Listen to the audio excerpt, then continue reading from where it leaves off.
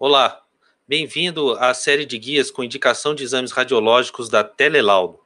Neste capítulo, vamos falar das principais situações e ocorrências em neuroradiologia e quais os melhores métodos de imagem para cada situação. Meu nome é Vitor Hugo Marucci e sou médico radiologista da Teleradimagem e diretor científico da Telelaudo. Regularmente, os hospitais que atendemos nos pedem para apoiar os médicos solicitantes a definir qual o melhor exame de imagem para cada situação. Foi então que decidimos produzir esta série de guias curtos de indicações de exames de imagem. Bem, então vamos ao tema de hoje, que é neuroradiologia, a minha especialidade, o que o médico precisa saber. Parte 1. Começando, então, a parte 1, sobre as indicações para os exames radiológicos em neuroradiologia.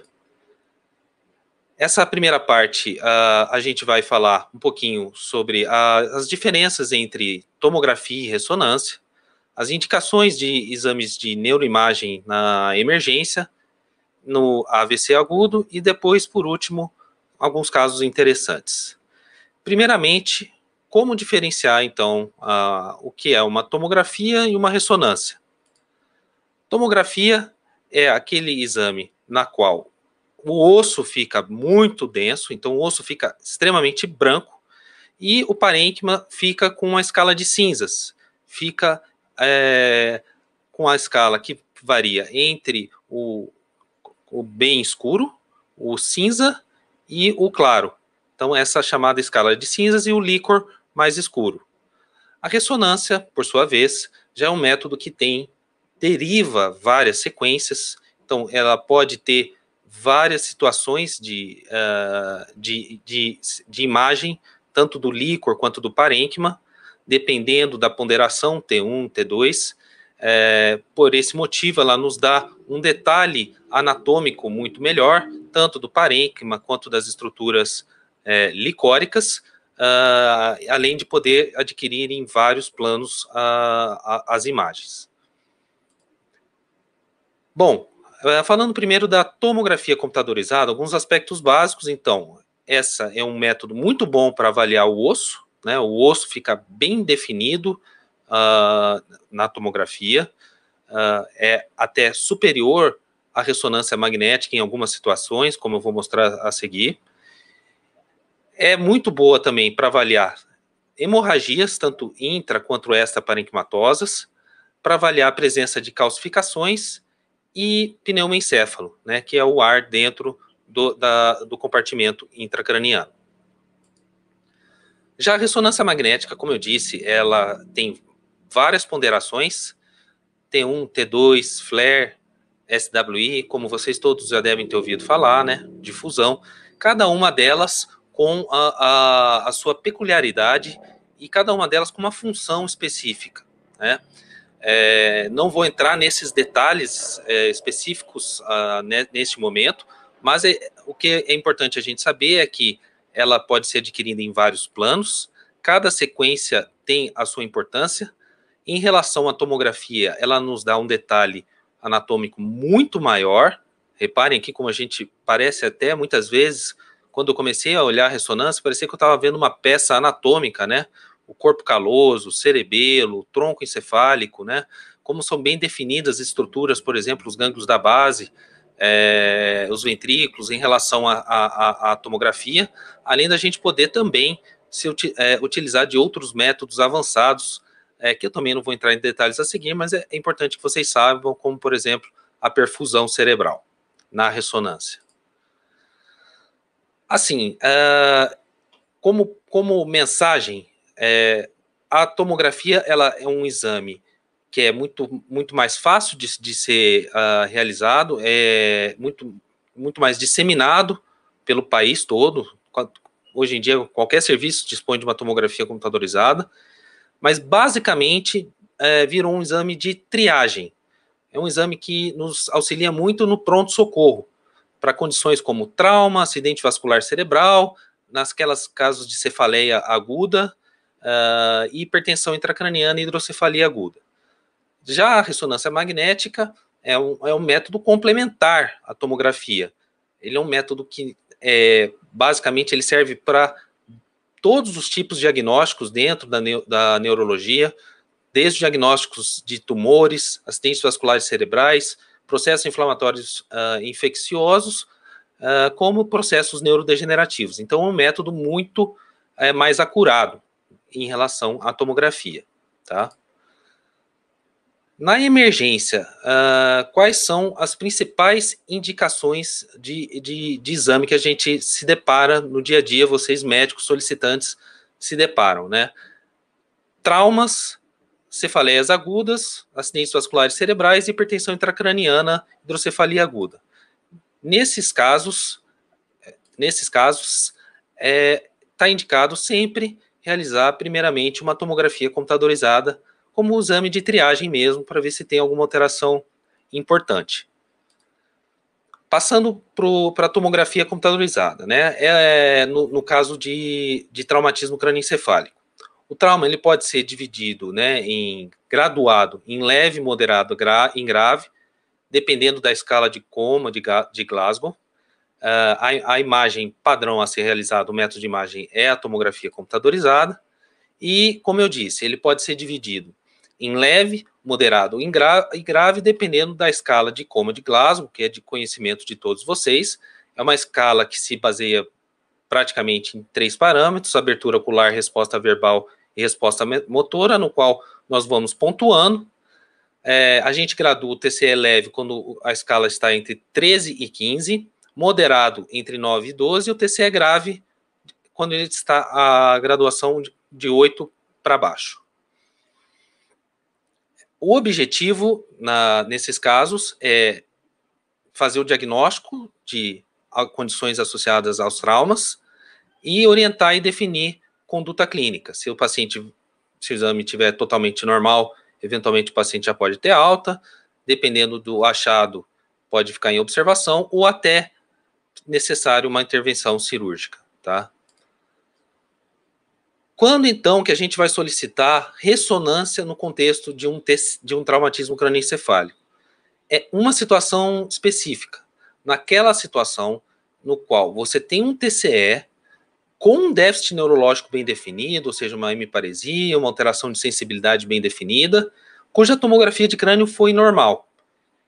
Aí sim está indicada a ressonância, nível 1 de evidência, porque eventualmente a gente pode observar na ressonância alterações que não são detectadas na tomografia, como, por exemplo, a lesão axonal difusa, né, que é uma alteração de cisalhamento, né, do axônio, principalmente na transição córtico-subcortical, corpo caloso e aspecto dorsolateral do tronco, principalmente mesencéfalo, no qual há uma dissociação realmente entre clínica e tomografia computadorizada.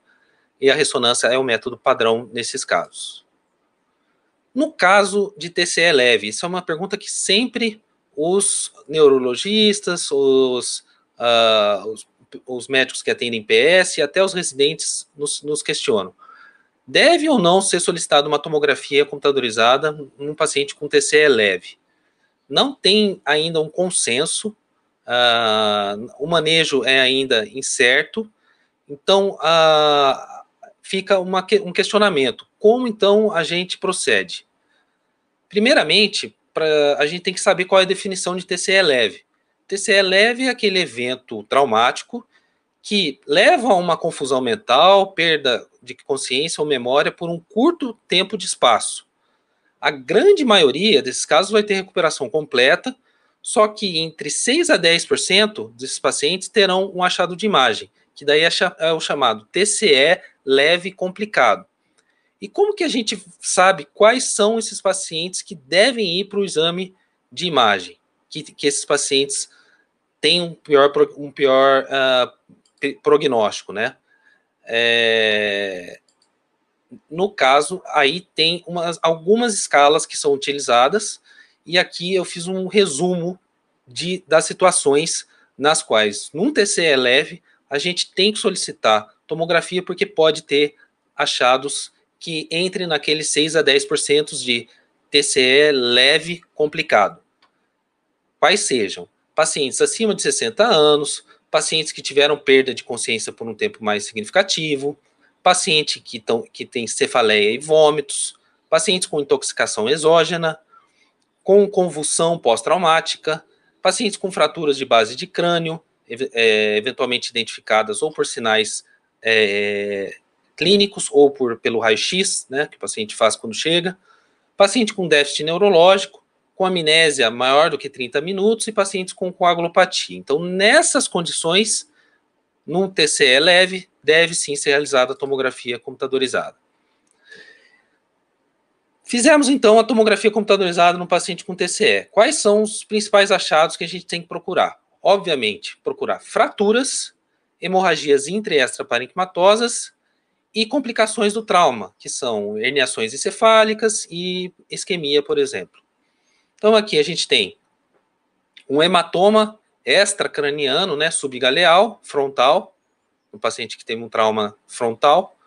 Nesse caso aqui, a gente tem um traço de fratura, não desalinhado na região parieto-occipital.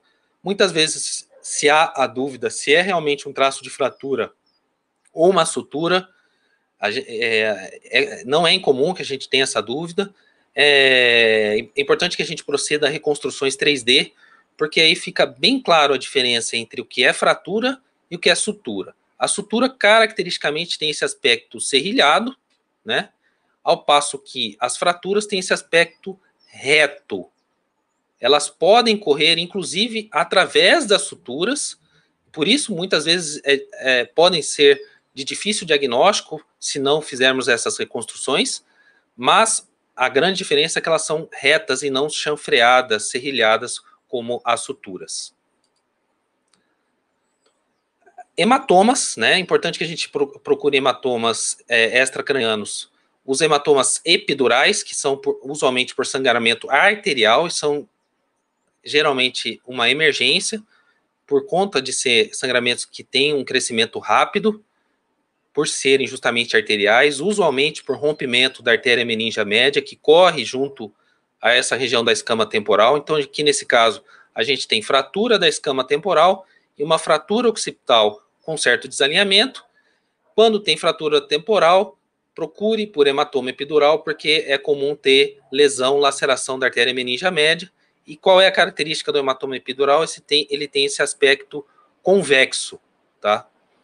E hematomas subdurais, que geralmente têm esse aspecto de lente, eles correm por entre as convexidades cerebrais e são usualmente por sangramento venoso, por isso o crescimento deles é mais lento do que o epidural, que geralmente é por sangramento arterial, tá? Procurar por hemorragia subaracnoide, que são hiperdensidades nas regiões dos espaços licóricos. O usual do espaço licórico na tomografia é ter SSC hipodenso, né, ter a densidade igual do líquor. Se você tiver uma densidade mais elevada, num contexto de trauma, isso é sangue no espaço subaracnoide. Esse paciente ainda tinha um hematoma subdural na convexidade frontotemporal laminar, né? E contusões parenquimatosas. Contusão parenquimatosa, ela é muito comum nas regiões de golpe e contragolpe, ou seja, ela é comum na região da base frontal e nas regiões occipitais. Também comum na região do polo temporal. Por quê? É uma região que tem atrito e contato com as estruturas ósseas. Na região do polo temporal, você tem contato ali com a asa do esfenoide, né? Que a hora que o polo temporal bate ali, ele machuca, ele faz um edema, pode fazer sangramento, e também na região da base do frontal, quando o lobo frontal bate nas estruturas da fossa anterior, nas estruturas ósseas da fossa anterior.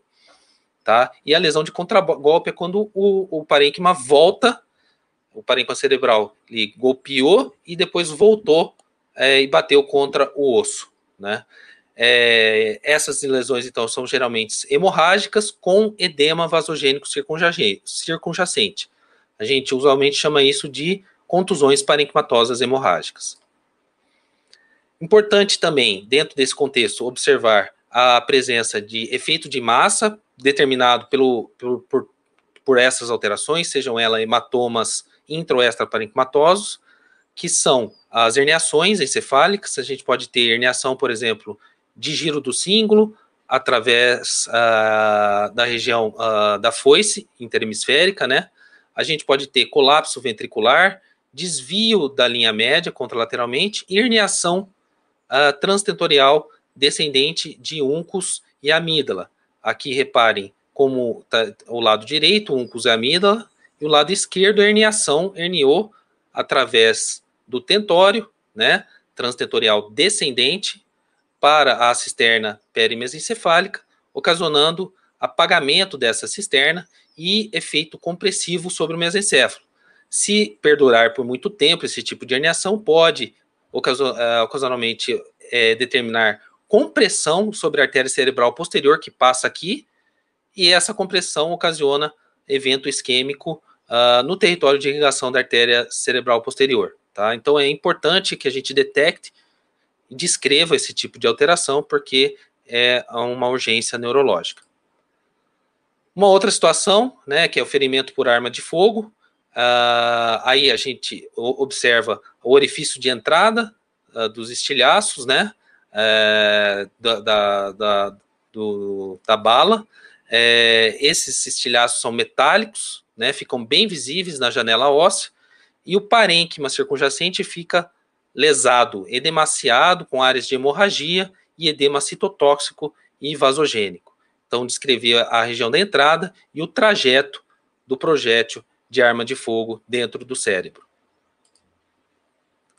Então, aqui, só para relembrar, né, nos casos que a gente utiliza nos traumatismos, a tomografia sempre é utilizada a tomografia computadorizada, nos casos de TCE moderado e grave, baseado na escala de coma de Glasgow. Nos casos de TCE leve, em alguns casos selecionados, a gente vai partir para a tomografia computadorizada, naqueles casos que eu descrevi, e naqueles pacientes com traumatismo craniano com um déficit neurológico bem estabelecido e cuja tomografia de crânio foi normal, aí a gente parte para a ressonância magnética. Tá certo? Aqui, então, a gente fez um resumão das indicações de traumatismo crânioencefálico. Muito obrigado por ter assistido o nosso vídeo. Por favor, não deixe de visitar o endereço que está aparecendo na imagem para encontrar algumas referências sobre o tema e os slides que usei hoje para baixar. Obrigado.